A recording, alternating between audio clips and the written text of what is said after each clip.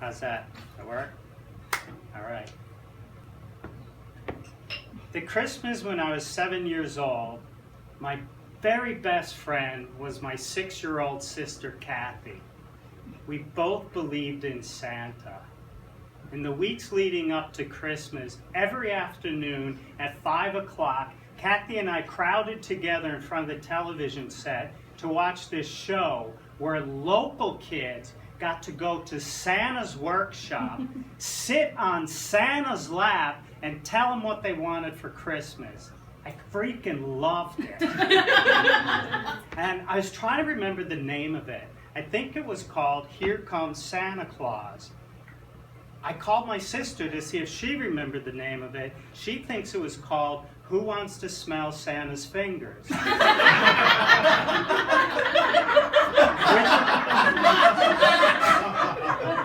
Which would explain why so many children showed up. Whatever it was called, we loved it. And that year, all the little boys that sat on Santa's lap wanted Johnny Astro, and so did I. Because Johnny Astro could take you to the moon or help you land on Mars. Johnny Astro came with 3 lunar modules that were these silver-colored balloons attached to these little plastic space baskets. The toy also had a space control center that had dials on it and a joystick. Coming out of the back of it was this arm that attached to a golden fan, and you could move the joystick and the fan would spin around, and you could send your lunar modules all around the world and land them wherever you wanted.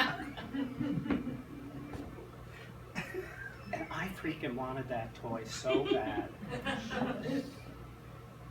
This was in the late 1960s, and hairstyles were going crazy. Kathy was number 7 out of 7 kids, and my mother kept her hair cut very short in a pixie, and Kathy freaking hated it because she looked like an elf. So for Christmas, she wanted a long red wig called a fall. Every day after we watched our television show, we drove our mother crazy, making sure that she told Santa exactly what we wanted. About a week before Christmas, this huge snowstorm blows into town and cancels school. My mother asked for somebody to go to Mazzara's store for her, and I volunteered because I wanted Santa to see what a great kid I was, because Johnny Astro was a big toy, and I really wanted it. I headed out, and I swear to you, the snow came all the way to the top of my legs. I trudged up Davies Alley, get through this field of snow, and I hear, "Johnny Mullen!" And I look across the street, and there's Roseanne McCarthy, a high school girl, with a few other high school girls. Roseanne was one of the prettiest girls in town. She had long black curly hair, and she was wearing a red pom-pom hat and a black maxi coat. "Johnny Mullen, wait up! I want to tell you something." First, school's canceled, and now Roseanne McCarthy wants to talk to me. This day couldn't get any freaking better. Roseanne breaks away from her friends and comes trudging across the street in her maxi coat with the snow pumping up in front of her. And she runs up in front of me, and she's like 7 feet tall, looking down and smiles and says, "Johnny, there's no Santa."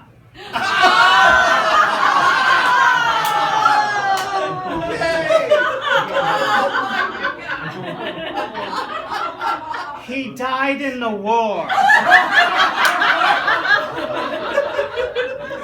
You'll learn about it in high school. I was spinning. I was thinking, well, what happened?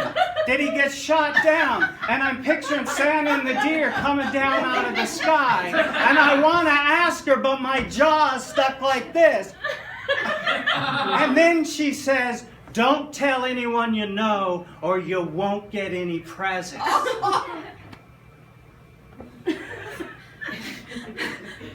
Then she runs away, she heads back with her friends, and they head down the street laughing about something.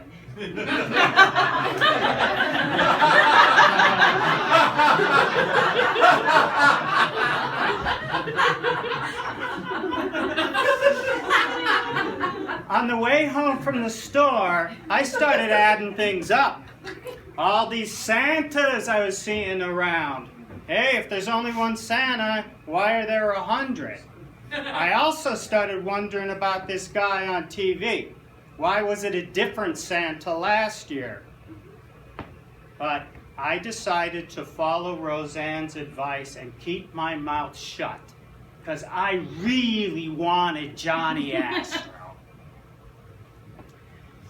Christmas morning, I come running down the steps, and my sister Cathy is already up, and she's sitting in front of the tree, combing her long red hair. I dive into my boxes, and I'm tearing off all the wrapping paper, and it's mostly clothes, which is further proof that there is no Santa. I get to the last box, and it's the right size. I tear it open, and it's not Johnny Astro.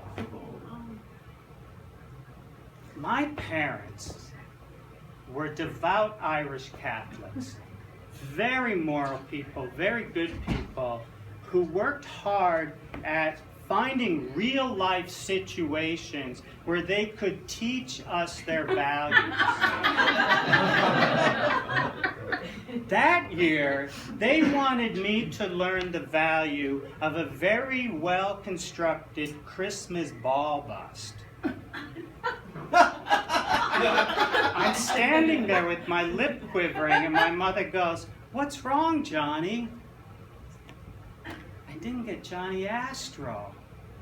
And she put her arm around my shoulder and said, "Santa left a box up in Mommy and Daddy's room, but it has to be put together. Maybe it's Johnny Astro. Maybe it's not. We'll have to see." Can you give me a break, Mom?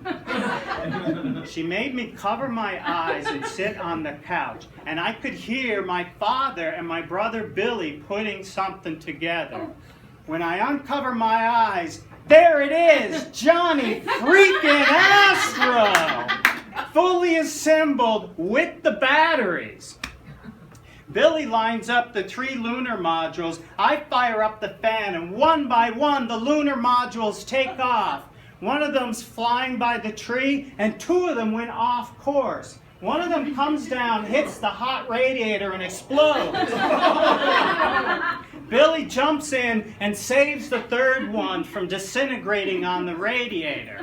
While this is going on, Cathy is running around the launch pad, running her fingers through her long fall. Billy then grabs the 2 remaining lunar modules and is setting them up on the launch pad. While he's doing that, Cathy sits down in front of Johnny Astro, and she's doing this with her fall. And I'm working the fan so we get her crazy red hair blowing in the air. And I watch as the wig yanked off her head and got sucked in the fan. The fan let out this huge squeak and then stopped, and I couldn't believe it, and it was so horrible that I didn't get yelled at for going, "Shit!"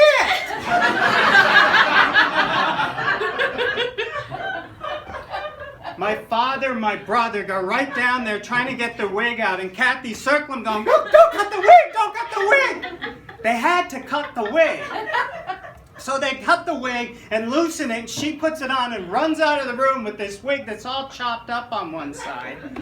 And my dad and my brother worked really hard getting all the hair out of the fan, but they couldn't get the fan working again. After only one mission, Johnny Astro was dead, knocked out of the sky, just like Santa.